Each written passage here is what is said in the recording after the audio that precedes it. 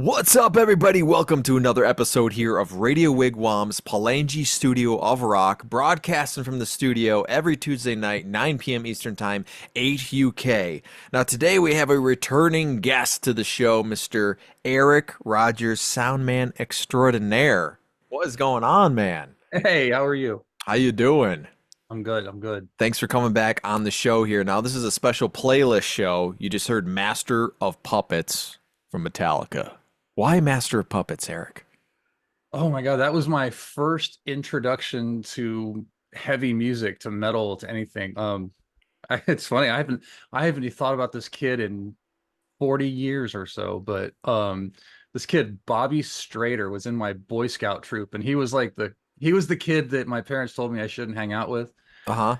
And he gave me a cassette. It was a burnt, like a dubbed cassette of Master Puppets, and I popped that into my Walkman. We were on our way to some Boy Scout camping trip, and I was instantly hooked. Like that was the thing. It was everything from like the scary album cover with the gravestones and the spider Yep. webs and the puppet strings, Yep. to just the exceptionally dark subject matter, like learning about, well, you listen to the record and all of a sudden I learned about it. Like, it wasn't evil. The whole concept of the record was about things that control you, and Yeah. how that can be.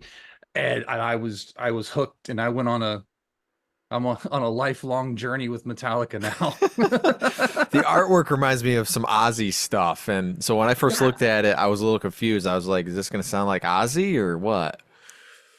No, but didn't I Yeah. think they opened for Ozzy on the Master of Puppets tour, Yeah. and that was like one of the last times they were an opening band. Yep. Yep.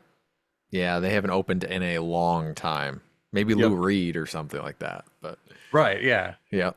Yeah. No, I was kind of the same story. I was handed a burned CD right there. There you go. So, but it was the Black Album. But I went backwards. I went from Kill 'Em All, and I really kind of went in order after the Black Album as I discovered them. But that album, honestly, Master Puppets is not my favorite. I hope, I don't want to like No, make this is anybody like mad, but that's like the great debate, because like in a very short time span there was Ride the Lightning, Master of Puppets, um Hell Awaits, and Rain and Blood all came out at like the same time, and it was like the battle of who was the which was the best album, thrash album, whatever it was. And you yeah, have, who could be on one heavy? side you've got your Slayer people and you've got your Metallica people. I just happen to be a Metallica people. No disrespect to the Slayer people.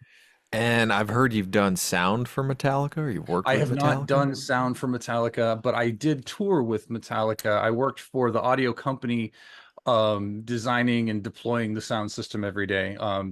That was back in That's cool. 2010. Guy called Big Mick, or Mick Hughes, was the engineer for Metallica for a very long time, and he retired a few years ago. There's another guy called Greg Price doing them now, but they've had, as far as I know, two audio sound engineers ever, and it was Mick and Greg, and Oh that's it. wow. Yeah. What was that like? What, touring with your Yeah. heroes is weird. Like, All those isolation cabinets there in the back. on one hand, I have a job to do. I have to hang a bunch of speakers in a bunch of arenas around the world every day. And Yep. on the other hand, like, I'm legit, having dinner with my idols. Yeah, yeah. It's kind of weird. Him smoking the Um, cigar. yeah. This was the cigars, I guess, is a relatively new thing. I never saw Yeah. any. I hope he Uh, quits, honestly, because I'm like, that's not really that good for you, man? For you his know, age, he probably doesn't care though. I was just saying, uh, he's he's an icon of himself. He's gonna do what he's Yeah. gonna do, and he's still gonna be awesome. So Yeah. Oh yeah. Well, coming up, we got some other awesome bands. So this is your top playlist of your rock metal songs. Probably influenced when you were young, I'm guessing, right? a lot of it was influenced when I was young. There's a couple that are influenced recently, we'll say, but yeah, Okay. like there's a lot of formative stuff there. And it's not to say that like that's all I listen to, but if you asked me for like eight songs that like really affected me, Hmm. those are them. Awesome. We're gonna get to some Van Halen and Slipknot next. I'll see you guys in a few. Coming back here on Palangi Studio of Rock, we have special guest Erik Rogers in the building for his top 8 playlist. Usually top 10, but today's top 8 playlist of rock and metal songs. You just heard some Van Halen, Unchained, and Slipknot. I felt the air rise up in me, right? Now, Yep. I first heard that song too, maybe around, I don't know about around the same time. I think we're kind of around the same age. You might be a little I'm older than I am. I'm 47. Okay, yeah, you're older than I am. But But I wear it well, so yes, but you emailed me and you're like, dude, this is how I found the song. And I was like, I found it the same way. Just, 10 years, before that. But still, what makes, I mean, we all know Van Halen, we don't really need to go into that. We all know Van Halen, what they can do and what they it's just sound. And iconic. I mean, yeah, you hear that riff and you're just like, yes. yep. But Like Slipknot, if you don't hear that riff, you say, yes, something's wrong with you. do But you, what drew you to with Slipknot? Slipknot was a band. I got another cassette. Uh, It was in the parking lot of Ozfest, and oh boy. they had like a street team of some kind, and it was a single cassette that was like slid inside of this little cardboard sleeve. Yep. On one side was Surfacing, and the other side was Spit It Out. It was like the single, and I was like, okay, whatever is this? And I threw it in my pocket and I went into the show. And if I'm what it's been a while. I think this was 1999. Okay. And I believe the main stage headliner was Black Sabbath, of course. It was like Black Sabbath, Slayer, Marilyn Manson, Crazy Town, and Linkin Park. That was like Oh, Ozfest that okay. year. Okay. On Dark. the B stage was Mudvayne, somebody else, and Slipknot. So like legit, Slipknot was a daytime band on the B stage of Ozfest. Yep. And A so thousand while people went over to see, and probably. I was one of them because Crazy Town was on stage and I was on the main stage and I was not into it at all. I was like, this is like not my jam. So Yeah, yeah, like I know the guy recently passed. I don't want to say anything like disrespectful, but yeah. I was either gonna go get in line. Like uh I was 20, so I was gonna go get in line for a beer and try to have somebody, buy it for me because I wasn't old enough. And I heard this I heard the sound coming from the second stage on my way to go try to get somebody to buy me a beer, and it was Slipknot. And I'm like, I'm gonna go check this out. And that's another one where I was just like, holy shit, what is this? Like, Loud, I need this heavy, in my life. people with I was masks.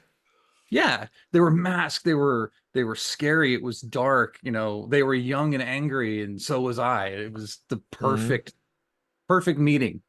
And I think they took like beer keg drums and made them into drums or something like that. One guy Yeah, just well, yeah, beats, I think they still do. Like Clown still plays a beer keg on stage yeah, now. something like that. And I was like, what is he doing? I'm like, there's 9 people in this band Nine, yeah. And then like the more I got to originally. know them, and I um I actually toured with Joey for a while with a band called Scar the Martyr as one of his side projects, and we Oh, played okay. this for Scar the Martyr. We played this venue in Sauget, Illinois called Pops, and it's a dirty old rock club with a stage that's maybe you know Got three 15 by nails in it. 15, 20 by 20. It was just like tiny little Yeah. corners. It was a corner stage that looked about as big as the corner of this room here. Yeah. And I remember Joey just looking at me. He's like, "Can you believe all 9 of us used to fit on that thing?" I'm like, "That's cool." That was cool. Like the nostalgia of just like Joey Jordison walking into this venue, like Where right they after he started. played Rock in Rio with Slipknot, like the biggest stage on the planet. And he's like, "Yeah,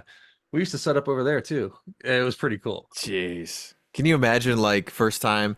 Yeah, we're having a band play here, Slipknot. They all come in with the mass and 9 people and all these instruments, and we're like, oh my God. And they're loud. Yeah, They're a I think loud about band. them or like think about any scary band like Mushroom Head or Guar. Like when you first get your start and you're like, "Oh, this is our art. This is what we do." And you go into, you have your booking agent or whoever go into a club, and next thing you know, you're spraying blood all in the crowd and screaming. And then the show is over and your mask comes off and you go into the office to get paid. Like, hey guys, that was a great show. Thank you very much. It's Yeah, the guy's like, we didn't know you were gonna do that. I know it's amazing how sometimes like bands like Guar, I always feel like, now, yeah, it makes sense, but when you first start out, it's probably like these guys are nuts. that's the allure. That's Like the that was the allure, allure yes. for Slipknot, or to me for Slipknot or Guar, any scary band was, when you're young, you might not get it or you don't want to get it. So you buy into the mythology. You're captivated Yeah, by what's going on, what's it's a being said, mysterious what's being quality to acted it. out. Right. Yeah. You later on in life, you learn that they have wives and kids and a dog at home, and they gotta, Yep. they they gotta open the gate for the meter man just like everybody else. Yep. But Yep. Like all the when you're Michael Myers and Freddy's out there and stuff, it's like they're just people, yeah, you know. but you when you're a kid, you get and you go to these concerts. Like we do our job. Like now that I work in the industry, like I know where all the smoke and mirrors are, but Yeah. Yep. our job is to create an environment that draws you in and captivates you and leaves you feeling something that you weren't feeling before. Yeah, exactly. And we had a band, American Overdose, on here, and we interviewed them, and they wear masks and all that kind of stuff too. And he's like, I love Slipknot, and I go, oh yeah. So up next here, we're gonna go some classic. Okay, we're gonna hit some Led Zeppelin and some Pink Floyd coming up here. So we'll be back here on Palangi Studio of Rock. What's up, everybody? Welcome back to Palangi Studio of Rock here. You just heard some Led Zeppelin and Pink Floyd. I did not pick any of these songs. This is Erik's show, everybody. This is Erik's Studio of Rock because he's in actually his attic studio right now as well, right? I am in the attic studio. Yep. So everybody on the video version eventually here, or listening to the audio version, this will be on YouTube and all the social medias, but we're looking at his setup here right now. And he's got two drum sets. This guy, he doesn't want to play on one. He wants to play on two drum sets. I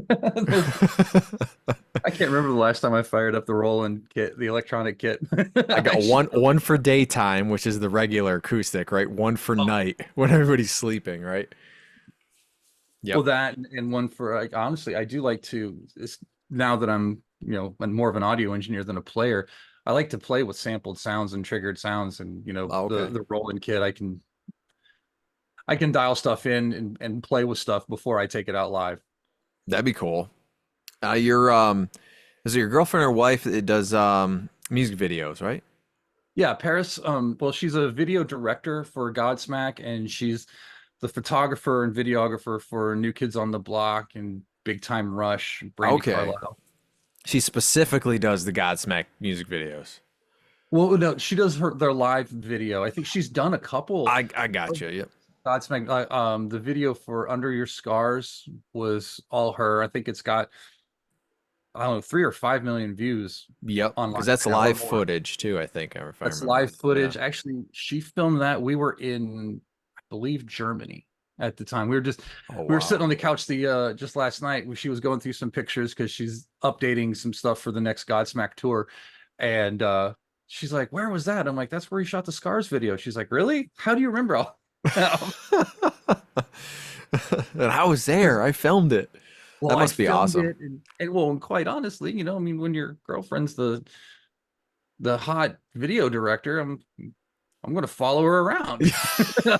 What do you do on your day off? Well, when my wife does that, I just follow her. Yeah, Girlfriends. I go where she goes because I mean I'm not stupid. Yeah, exactly. Well, it's you're in the industry too, and it's like you know how all that works, and then it's like a small club, you're in the club. It's a weird club to be in when say you're just in another country. Pick wherever some place that you're not familiar. So Yeah. you stick together and you go have lunch, and you're having lunch the day of the show or whatever, and there's some kids at the table next to you wearing your T-shirt, Yeah. They don't and know who you are.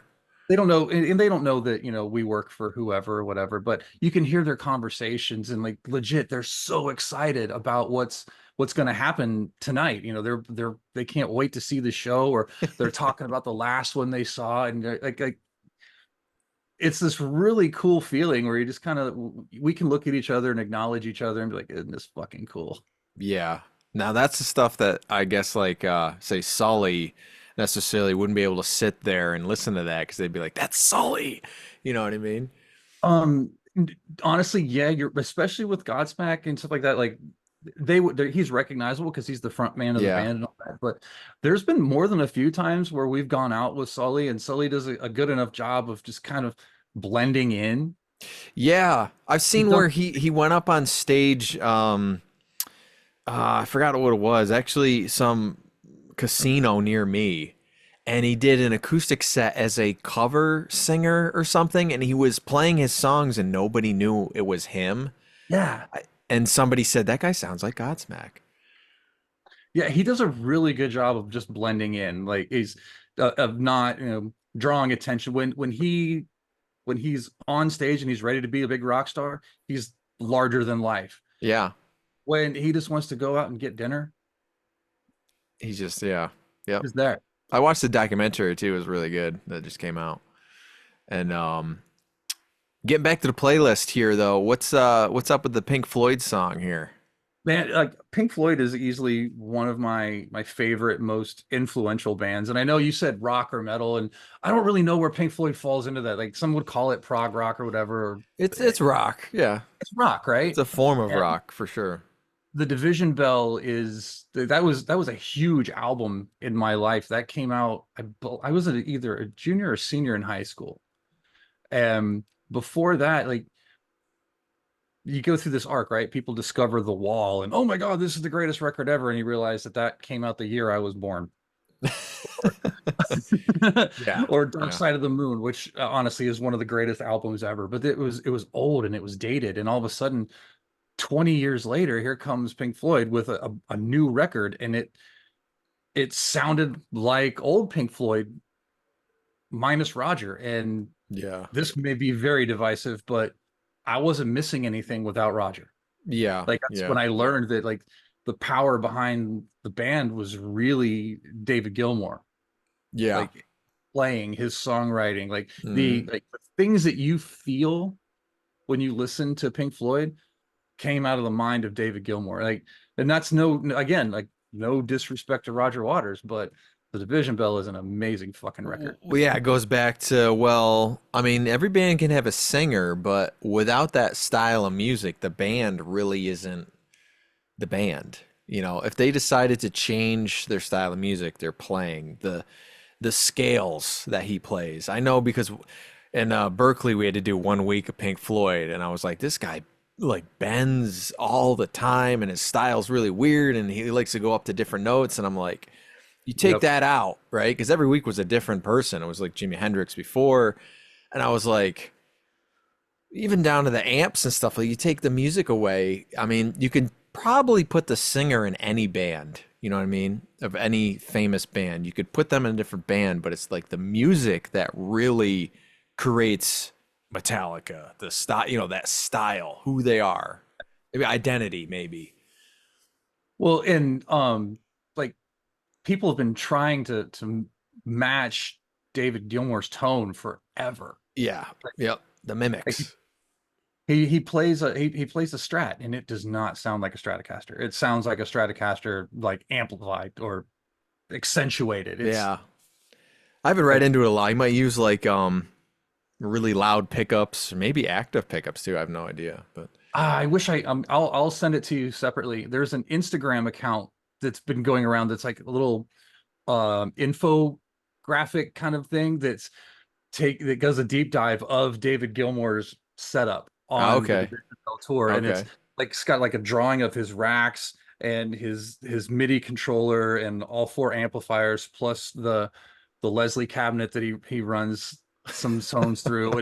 It's insane. So it'll go through like a song, and it'll be like this patch for verse, this patch for chorus, and then like goes in Yep. on his pedals. And I think it was all done with his guitar tech, so it was actually like real Authentic. information based on what he does or That's what he used to cool. do. Yeah. That's cool. I like that. Sharing the He's touring wealth the US after here those this years, you know? fall.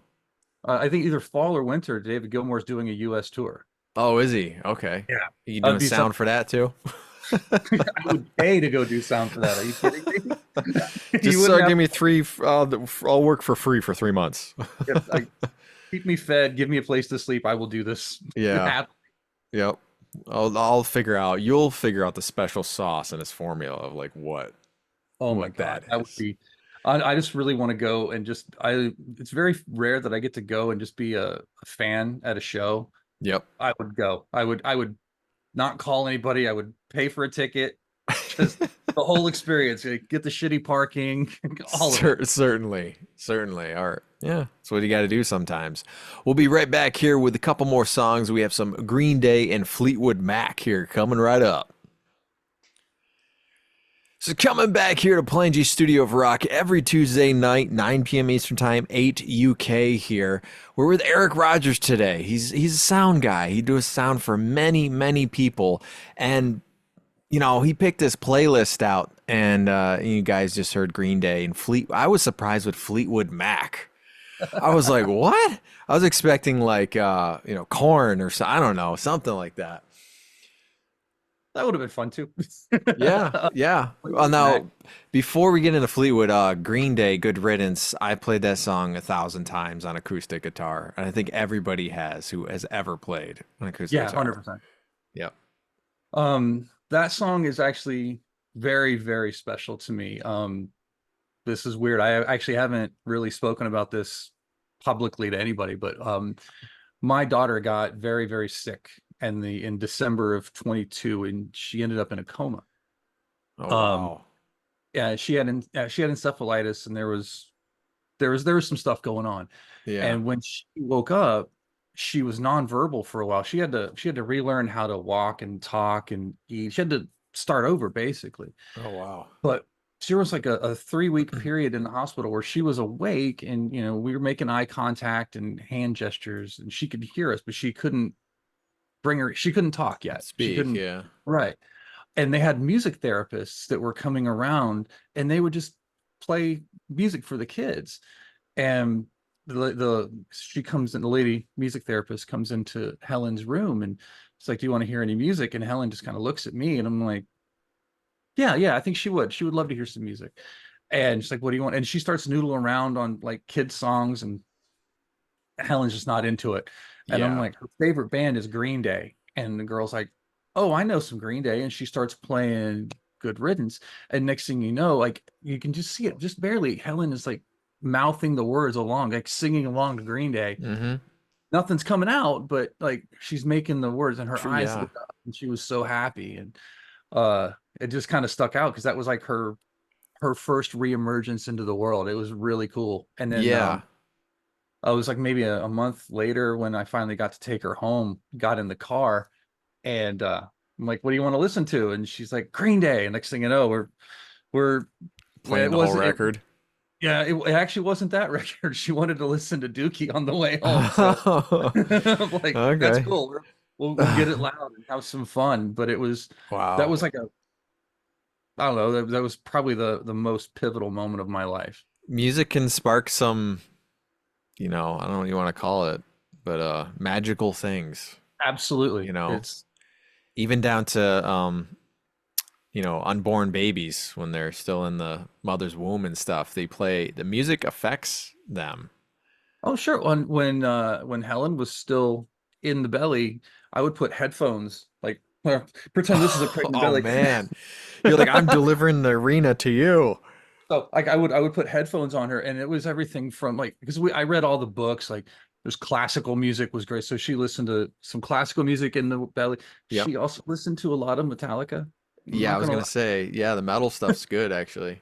Well, it Yeah, comes like from well, classical background, some of it. yeah, I mean, if you Yeah. think about it, like rock and metal is more akin to say like Wagner, Yeah. Bach, like Yeah. heavier, darker sounds, Yep. more complicated sounds. Yeah. So I yeah, didn't when know that happened. I don't think I knew you in 22. I think I interviewed you. Well, I did you interviewed, interview you in 22, I think, but Yes. Our It, interview in 22 it might have been before that it was happened though. before she got sick. Yeah, Yeah, yeah. it was. Yep. So it's been 2 years since you've been on the show. I was like, I thought I talked to you last year too, but I don't know. It just didn't work out. I think we were going to, but Yeah. Yeah. We talk on Instagram, so it's like I don't even remember. Yep. But yeah, no, it was cool. I was gonna come see it for Chris Young, and then I got kind of rained out, and I got bummed. I was like, "Damn, man." oh, we were worried that whole day, and it was wet the whole day, and it finally dried up right about showtime. Yeah, It was a muddy mess, but it was a yeah, I believe it. Those days where it's like, I don't know, but you come closer, I come travel a little bit, and hopefully I'll be able to hang out and see the man at work, all the oh, magical things. it'll definitely work out. I know it will. I do. I'm like, I want to learn a little bit more, but the sound guys and stuff, I don't know. They're interviewed like by magazines and stuff, and then I seen one you just got interviewed with some video on something Yeah, my recently. friend Nick De La Cruz, he does it's a series. There's a bunch of it's I'm grateful just to be included because some of the guys that he's interviewed are guys that are on my, my mentor list. Yeah. So Okay. the fact that the fact that I got to do one is pretty rad. I tell everybody, I was like, they're like, who are you talking to or interviewing? And I'm like, Eric and stuff. And I tell everybody about you. I go, you pretty much if you got a show, a huge show and this, I go, it's Eric. I go, do you remember? Because everyone went to that Godsmack show that I told you about years ago. Oh yeah. And I go, that was Eric. And they go, what? I go, yeah, I just didn't know him then. You know what I mean? I think I did see you though. I think at SPAC you're up in like almost like the air in the back. It's No, like no, no, I'd be on the floor. oh, okay. I thought it was way up high or something, but No, no, I'd be on the floor. oh, okay. On the floor amongst the people. All right. All right. Well, up next here we got one more song, some AC/DC, Highway to Hell. We'll be right back and we'll say our goodbyes. Palangi Studio of Rock, another episode here in the can. What's going on, everybody out there? Make sure you chime in on our social media and let us know how you doing. We're on Facebook, we're on Instagram, we're everywhere, YouTube, all those places. But please actually like interact a little bit and feel free to ask questions and stuff. And Eric, he actually writes back. So if you see this interview and you I do tag right back, him, yes. yes, and you ask a question, he'll get back to you on the highway to hell. Oh, I'm gonna get in trouble for this one. Mm, Uh uh Caveat, I love my parents. My dad is a retired pastor. okay. I come from a very religious family, so they, especially in the 80s, you remember that, maybe not because you're a little younger than me, but in Yeah, the 80s I wasn't there. there was a whole scary thing going on where they were like, they being, a certain demographic of older Americans were terrified that there was backward messages and satanic ritual Oh, stuff hidden in yeah, I seen the courtroom footage there. yeah, like, Twisted Sister and them. yeah, D. Snyder went and testified for Congress, to we're not going to take it. Yep. Helford. They Ozzy and Judas Priest were both accused of contributing to a suicide because Because it some said poor do it kid, or something on right? Yeah, and some kid, like, the parents are struggling to find a a reason. meaning or closure, and like, oh, he listened to this music, that's why he did it. Like, had never the thought of like, maybe this kid was really fucked up. Yeah. I You know, do you I do grab the remember low hanging fruit, right? yeah, and I do remember a lot of those movies around that time and into early 90s would play the heaviest metal during Yeah, like serial killer stuff because that's what they wanted you to they wanted you to believe. So associate it this is with, yeah. all evil. And so then, like, bands like Kiss, they were satanic, right? They AC/DC, they were they satanic. were absolutely no. And like as far as, and it's Yeah. really funny because like I'm listening to this music, and as far as I can tell, all their music's about partying and sex. Like, Yeah. these are things that I like. And um I remember I was listening to, it was an AC/DC live album, and I had this old beat up 1979 Chevy Scottsdale, this big dirty ass pickup truck with like the speakers that were just kind of leaning on the back of the seats without any cabinets right behind the Yeah, chairs. yeah, yeah. And I had that thing cranked up as loud as it could, and it was Highway to Hell was on, and I remember pulling into my driveway, and my father got like was really really mad, and was like, if you know, if you're going to listen to that music, you can't park here. Like I wasn't allowed to park in the driveway anymore. I had to park on the street because they didn't want that like stuff that was To be against their beliefs. invited. They didn't want that invited into their home, and you know, me being a kid, I'm full of this. So Yep. I was like, yeah, whatever, old man, you don't fucking know. And it's funny, like I much later on, I understand that, you know, they're as founded in their beliefs as they are, as I am in my own. Yeah. And I'm a lot more respectful, but I still love AC/DC. And Yeah. they're the band that kind of started it all, right? They're for me, like that was the catalyst toward like finding darker subject matter, but then realizing that a lot of these songs with darker subject matter are a creative outlet and a healthy outlet, Yeah. instead of going and doing the awful things that they're accused of doing. It's like, hey, we're going to sing about it, and then we're going to go have a normal life. Yeah. And it's not about worshiping the devil. You know what I mean? No, right. That's not about Even worshiping the devil. Ozzy, it's an image. You know, he's like, I'm the Prince of Darkness, but then he talks about God all the time.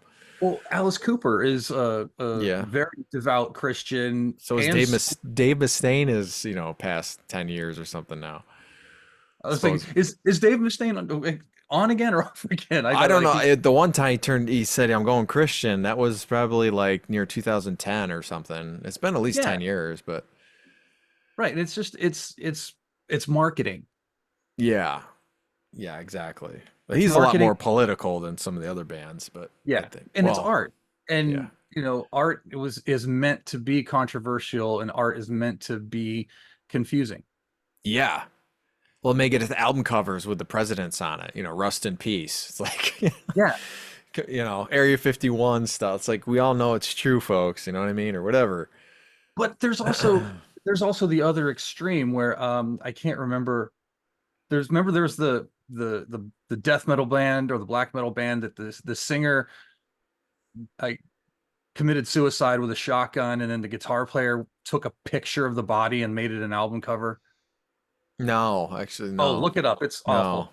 It's like there's like the one out of a million that was legit, and They, that was kind of like the whole thing that started it. It was like some weird Scandinavian band, and I mean the fact that you don't okay. remember their name and I don't remember their name says a lot about exactly how Yeah. far that went. But Yeah. yeah, like their album cover was a crime scene, and that's awful. But Yeah. Diary of a Madman, like Ozzy really isn't a werewolf. Yeah. Just in case you didn't know. Yeah. Nor is Michael Jackson. But Michael Jackson's not really a werewolf, right? Like, Yep. That music video, man, it's like zombies everywhere, and then he's a werewolf at the end. But he was a zombie in the dance scene. I always couldn't figure that out. I was like, what? He just make him a zombie the whole time. you know, that's a really funny kind of flip-flop callback to the Green Day thing. When my daughter went back to school, Hmm. in the spring of last year, she's in the theater program at her high school, Yep. and we just kind of went in to visit the theater class and see how she'd fit in. And all the kids were there's like this YouTube channel of dances, right? And they were taking the day off from doing their theater production, and these kids were all lined up doing the Thriller dance. Okay. And Helen had never seen the Thriller video because, you know, like that's kind of one of Yeah. my failures as a father. I didn't do that. But she gets in there and they see the Thriller video and they see this YouTube thing, and she just jumps in. The next thing you know, she's like doing the thing. And it was just so cool that like this dance that I saw when I was, you know, it was what, 1985. I was little. I was like, Yeah. and all of a Yeah. sudden my 15-year-old is doing it. That's pretty rad. Oh yeah. It's still around today, It's everywhere. Well, I remember it.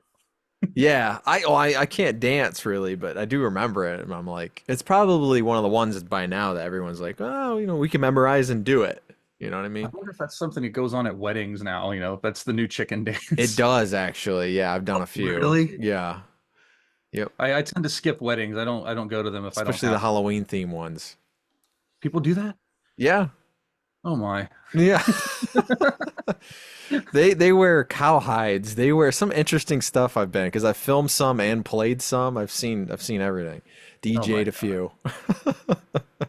Everything. But there was a Halloween themed wedding too. There's like Nightmare Before Christmas themed wedding. There was I actually can see that. a horror one that was Or a just corpse bride wedding, I blood guess. everywhere and the cake was bleeding and everything.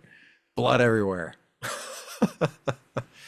Different So, strokes. See, that's with the AC/DC thing in my parents. Like there's the world's full of a bunch of different people and we all are into different shit. yeah. Yep. Up near me, it's a lot of country stuff. Every wedding's kind of country based, country music based. And I'm like, there's got to be some rock and roll. Once in a while is a rock and roll one, but it's not as often up here in upstate New York. But I See, know the this. last one I went to was it was Paris's cousin, and it was just a big formal, like over the top, ornate, beautiful wedding. Yeah, There wasn't a band. But yeah, traditional, everything you saw was it was traditional, but it was a photograph moment. Like everything like was a perfect. production sort of. Yeah, it was Everything's a big there. production. It was a beautiful wedding, and That's they're cool. they're an awesome, happy couple. It was just like, wow, you guys put a lot of thought into it. And it almost seemed like the music was like, hey, let's get a DJ and just play music that everybody wants to dance to. They didn't, there wasn't that kind of a theme. It was more, the Yeah, theme was focused on them as a couple and not as party hosts. yeah, yeah. Which it's their day, you know what I mean? Right. Well, no, it's her day. Oh, yes, her I mean, day, just, her just day. get it right. I see that all the time too. I'm like, well, and the guy's like, well, I sneaked in some, Van Halen or something. Yep. Or the father will come over and he goes, this is all country music. He goes, now I like, Ozzy's Boneyard and all that kind of stuff. And I go, see, I knew I liked you. So, well, thanks for being on the show here. I appreciate what's going on. What's going on really quick here coming up for you? Coming up, let's see, this coming weekend, I'll be in Baltimore. I have a show with Big Time Rush. Then I've got another run with Chris Young, and then all of October I'll be in Australia and Asia with Big Time Rush. Awesome. And then I have one show in November, and then nothing scheduled until next year. And I fully intend on doing nothing until next Yeah. year, December to March range usually. something like that. Yeah, Yeah, okay. I'm sure that we'll go into rehearsals in January or February, but rehearsals are really easy. Yeah. The first week or so is just catching up with everybody and hanging out, getting paid for it, and then you actually start doing the work. That sounds good. Well, everybody here at Palangi Studio of Rock, make sure you check out Erik Rogers here. He's on Instagram. He will Instagram you back here. So when you see this uploaded, make sure you ask him some questions. He's got a lot of sound knowledge, knows a lot of people out there. He's done sound for a lot of people, I'm telling you. He's Erik Rogers with a K. Erik with a K, yes. Yes. Thanks for coming on the show. This is Palangi Studio of Rock. See you guys in the video version. This is how a show is put up here.